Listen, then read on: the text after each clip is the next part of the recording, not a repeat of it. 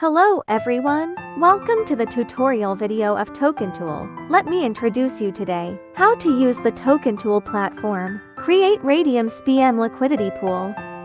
First we come to the Create Liquidity page, then connect to the main network. And here I'll show you with a testnet. Then connect the wallet. We choose Phantom Wallet. After successful connection, you can see the wallet address.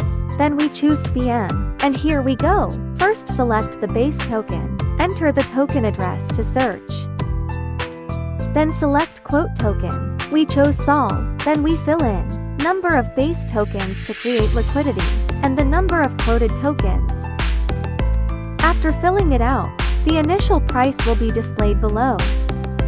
Then select the fee tier. Raydium CPMM has a total of 5 fee tiers. Default is 0.25%. If you don't understand, just set the default value. Then you can also import wallet to buy tokens first here. You can choose the current wallet or import the wallet, and I won't do that. After finally setting it up, we click to create liquidity.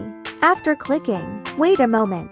The wallet will pop up for transactions. Click to confirm. There will be a pop-up window displaying the pool address. You can click here to copy. After closing, you can also copy the pool address at the bottom. The above is the whole process. If you still have questions, you can view our tutorial documentation or come to our community to ask questions. Okay, that's all for today's video. See you next time. Bye.